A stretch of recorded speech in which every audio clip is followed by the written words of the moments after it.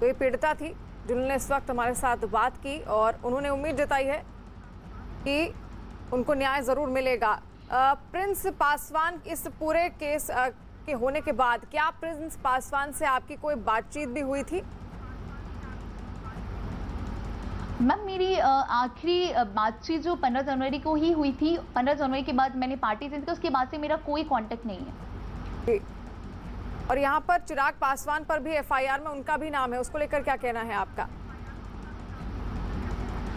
Ma'am, उन्होंने चिराग भाई ने गुड फेथ में लेकर सारे एविडेंसेस को मिटाया है और गुड फेथ में लेकर मेरी फ़ोन जब्त करवाई, वो भी इलीगल तरीके से। मुझे कोई नोटिस नहीं आया, इलीगल तरीके से मेरे घर पे रेड होती है, मेरा फ़ोन लैपटॉप लेकर जाया जाता है। उसके बाद उन्होंने एक 15 जून को एक लेटर, अपने आदरणीय चाचा जी को एक लेटर लिखते हैं, उसमें वो मेरे नाम का जिक्र करते हैं और उसमें वो एक अलग बयान देते हैं जो कि मतलब अगर कोई केस है वो कोर्ट में चल रहा है, कोर्ट को डिसाइड करना है कि ये जो लड़की है ये गलत है या नहीं, ये चीज़ कोर्ट को डिसाइड करनी है। आप कौन होते हैं डिसाइड करें? और आप किसी महिला को, आप अपने परिवार की लड़ाई में मुझे क्यों घसीट रहे हो? आप अपने परिवार की लड़ाई आप अपने परिवार तक सीमित रखिए। आप मुझे अगर मैं गलत होती तो यहाँ पे नहीं होती। और मेरी जबकि मेरे साथ इतने सारे इंसिडेंट्स हुए, मेरे साथ अलग अलग तरीके के इंसिडेंट्स हुए, और जबकि 8 जनवरी को जो लेटर लिखा था उसमें हर एक बात का जिक्र है, जो कि उन्होंने अपने प्रेस कॉन्फ्रेंस में खुद एक्सेप्ट भी किया कि हाँ, मुझे 8 जनवरी को लेटर मिला था। जी बिल्कुल। प्रिंस राज पासवान पर जिन्होंने आरोप लगाया है रेप का, ये वही पीड़िता हैं और इस मामले में प्रिंस राज पासवान के वकील ने क्या कहा है वो भी आपको सुनाते हैं। 10/2/2021 को में जो मेरे क्लाइंट है प्रिंस राज, उन्होंने एक एक्सटॉर्शन का एफआईआर लॉन्च किया था पार्लियामेंट पुलिस स्टेशन में। उस एफआईआर में कंप्लेनेंट जो इस दूसरे एफआईआर की है, कंप्लेनेंट अपने एक फ्रेंड के साथ मिलकर के एक्सटॉर्शन करते हैं और एक बहुत बड़ा अमाउंट 1 करोड़ का मांगते हैं, ये बोल के कि अगर आप नहीं देंगे तो मैं आपका रेपुटेशन को खराब कर दूंगी। उसको थ्रेट करता है इसके लिए। और जो मेरे क्लाइंट हैं वो एक पब्लिक सर्वेंट हैं और वो एक जनता को रिप्रेजेंट करते हैं। और पीड़िता लगातार इस वक्त हमारे साथ मौजूद हैं। जो वकील हैं प्रिंस पासवान के, उनको आपने सुना लगातार आप पर वसूली के आरोप लग रहे हैं।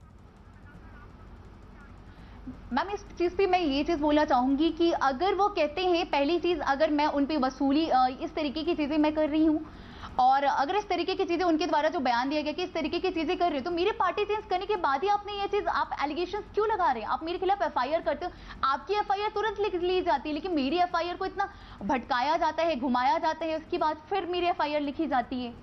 तो आप इस तरीके की चीज़ें आप, और अगर मैं गलत थी तो आप, मुझे आपके पास अगर एविडेंसेस थी तो आपने मेरी जो एविडेंसेस जो भी थे मेरे पास, आपने उसको खत्म करने की कोशिश क्यों की? और अगर आपके पास इतनी ठोस एविडेंस थी तो आज मैं यहाँ पे नहीं बैठी होती, आज मैं जेल के अंदर होती। आपके पास एविडेंसेस है तो आप प्रूव करिए ना, आप कोर्ट को, जस्टिस को आप प्रूव करिए। पुलिस वालों ने मेरी एफआईआर नहीं लिखी, मैं जस्टिस के, ऑनरेबल जस्टिस के सामने गई और मैंने जो मेरे एविडेंसेस थे मैंने उसको दिया, उसके अकॉर्डिंग मेरे जो एफआईआर की ऑर्डर, जो भी इंस्ट्रक्शंस दिए गए वो उसके बाद दिए गए। तो आप, अगर आपके पास एविडेंसेस है तो आप सो करिए ना, आप सो क्यों नहीं कर रहे हैं? आप एविडेंसेस सो करिए। अगर मैं गलत हूं तो मैं यहाँ पे नहीं बैठी होंगी जी। और अगर आप, पार्टी चेंज के बाद ही क्यों ऐसा हुआ मेरे साथ? पार्टी चेंज के बाद, पार्टी चेंज जब मैं पार्टी में थी तो पार्टी में रहने के साथ आप करते ना, आप मेरे खिलाफ जो आपको जो इल्जाम लगाना था वो आप करते। आपने ऐसा क्यों किया? आपने पार्टी चेंज करने के बाद आप इस तरीके की चीजें कर रहे हैं। जी बिल्कुल। एक और बाइट आपको सुनाते हैं जहां पर इस मामले में एलजेपी ने एक प्रेस कॉन्फ्रेंस कर कहा कि कानून अपना काम कर रहा है और वो जांच में सहयोग करेगा। मामला अब न्यायालय में, न्यायालय इस मामले को देख रहा है और देश का जो न्याय व्यवस्था है और जो कानून व्यवस्था है, न्यायालय का, इस देश के सभी 130 करोड़ नागरिक न्यायालय का सम्मान करते हैं और पूरे विश्व में हमारे न्यायालय का एक सम्मान है। और जब यह न्यायालय जब इस मामले को देख रहा है और दिल्ली पुलिस की जांच एजेंसी इसकी जांच कर रही है, तो बहुत सारे साक्ष्य एविडेंस हैं। जब मामला न्यायालय में है वह मीडिया के सामने हम लोग नहीं रख सकते। और इस मामले में एलजेपी नेता राजू तिवारी ने क्या कहा है वो भी आपको सुनाते हैं। वो स्पष्ट रूप से कहा था कि आप लोगों का दोनों का अंदरूनी मैटर है, क्या मैटर है उनको जानकारी नहीं थी राष्ट्रीय अध्यक्ष को। और राष्ट्रीय अध्यक्ष जी स्पष्ट रूप से कहते कि आप लोग मैटर हल करिए, और नहीं तो राष्ट्रीय अध्यक्ष जी खुद सजेशन किए थे कि आप लोग कानून का सहारा लीजिए, तो कानून अपना काम करेगा।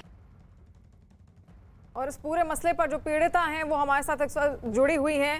देखिए, यहाँ पर एलजेपी ने भी कहा है कि अगर कुछ भी ऐसा हुआ तो जो जांच होगी उसमें पूरा सहयोग उनकी ओर से दिया जाएगा। इस पर क्या कहेंगी आप? मैम, मुझे ऑनरेबल जस्टिस पे पूरा भरोसा है कि मुझे न्याय जरूर मिलेगा। ऑनरेबल जस्टिस पे भरोसा है। बाकी जो भी इन्वेस्टिगेशन चल रही है, इन्वेस्टिगेशन के आधार पर जो भी होते हैं, मुझे पूरा भरोसा है। जी बिल्कुल, बहुत शुक्रिया।